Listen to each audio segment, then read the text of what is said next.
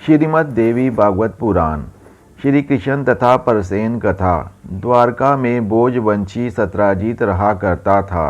वह भगवान सूर्य का बड़ा भक्त था। सूर्य भगवान ने उसकी भक्ति से प्रसन्न होकर उसे सैमंतिक मणि प्रदान की। सत्राजित उस मणि को गले में धारण कर ऐसे चमकने लगा मानो स्वयं ही सूर्य हो।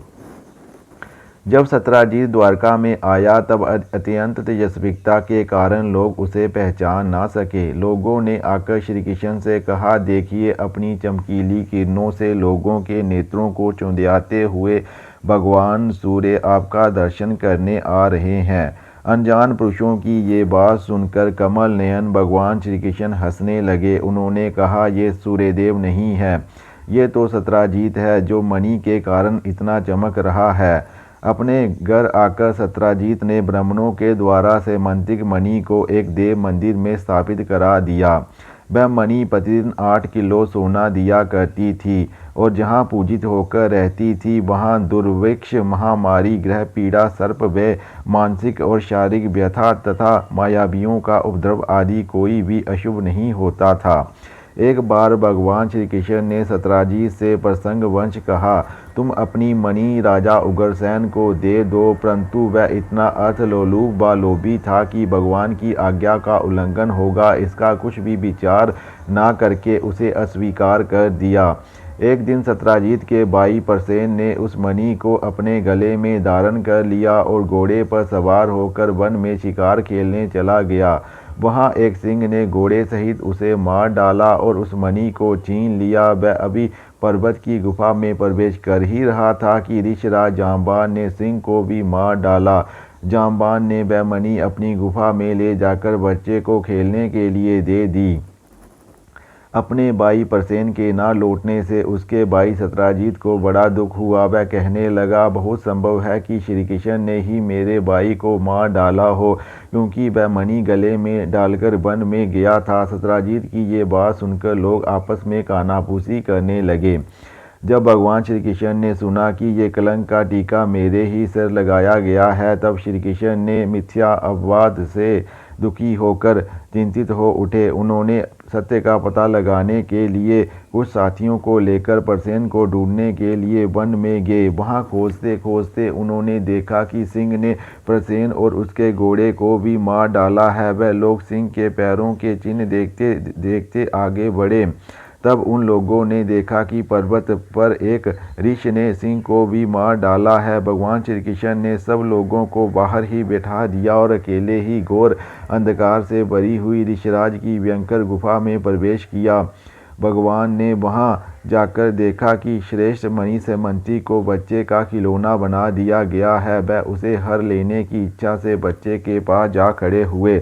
उस गुफा में एक अपरिचित मनुष्य को देखकर बच्चे की दाएं भयभीत होकर चिल्ला उठी। उसकी चिल्लाहट सुनकर परम बली ऋषिराज जांबान क्रोधित होकर वहां दौड़े आए। जांबान उस समय क्रोधित हो रहे थे, इसलिए उन्हें भगवान श्री कृष्ण की महिमा और उनके प्रभाव का पता न चला। जांबान उन्हें एक साधारण मनुष्य समझकर युद्ध करने लगे। पहले तो उन्होंने अस्त्र शस्त्रों का प्रहार किया और फिर शिलाओं का।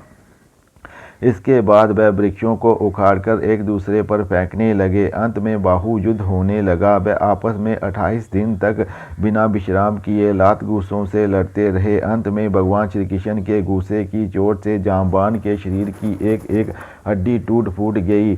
तब जांबान ने अत्यंत चकित होकर कहा, मैं जान गया हूँ कि आप ही समस्त प्राणियों के स्वामी भगवान विष्णु हैं।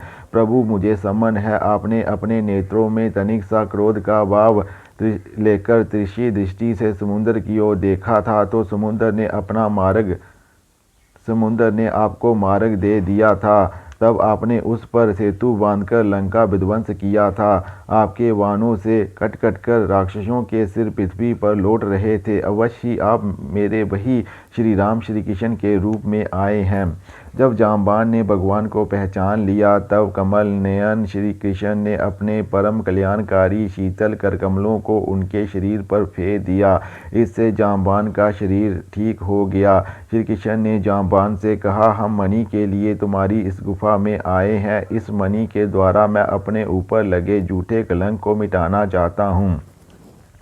भगवान के ऐसा कहने पर जाम्बान ने आनंदपूर्वक उनकी पूजा करने के लिए अपनी कन्या जामवंती को मणि के साथ उनके चरणों में समर्पित कर दिया।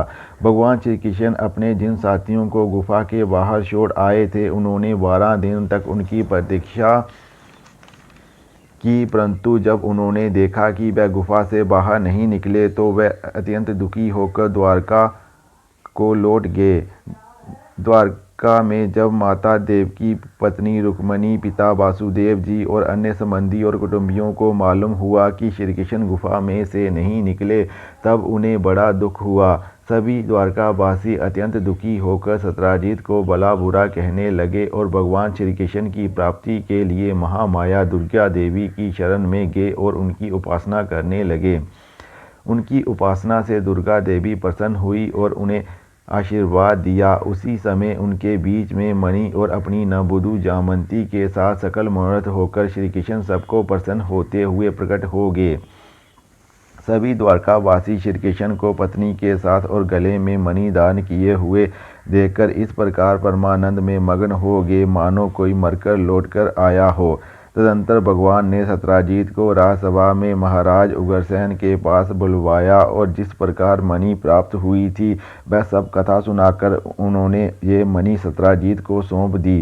सत्राजित अत्यंत लज्जित हो गया। मणि तो उसने ले ली, परंतु उसका मुख नीचे की ओर लटक गया और अपने अपराध पर उसे बड़ा पश्चाताप हो रहा था। किसी प्रकार वह अपने घर पहुंचा। उसके मन की आंखों के सामने निरंतर अपना अपराध नाचता रहता। बलवान के साथ विरोध के कारण वह भयभीत हो रहा था। अब वह ये सोचता रहता कि मैं अपने अपराध का मार्जन कैसे करूं, मुझ पर भगवान श्री कृष्ण कैसे प्रसन्न हो, मैं ऐसा कौन सा काम करूं जिससे मेरे कल्याण हो और लोग मुझे कोसे नहीं। सचमुच मैं बड़ा अदूरदर्शी और क्षुद्र हूँ। धन के लोभ से मैं बड़ी मूर्खता का काम कर बैठा। अब मैं रमणियों में रत्न के समान अपनी कन्या सत्यभामा और वह मणि दोनों को ही श्री कृष्ण को दे दूं। ये उपाय बहुत अच्छा है, इससे मेरे अपराध का मार्जन हो सकता है। इसके अतिरिक्त कोई उपाय नहीं है। सत्राजित ने अपनी विवेक बुद्धि से ऐसा निश्चय करके स्वयं ही इसके लिए उद्योग किया और अपनी कन्या तथा सेमंतिक मणि दोनों को ही ले जाकर श्री कृष्ण को अर्पण कर दी। सत्यभामा शील, स्वभाव, सुंदरता, उदारता आदि सद्गुणों से संपन्न थी। बहुत से लोग चाहते थे कि सत्यभामा हमें मिले और उन लोगों ने मांगा भी था, परंतु अब भगवान श्री कृष्ण ने विधि पूर्वक उसका पानी ग्रहण किया।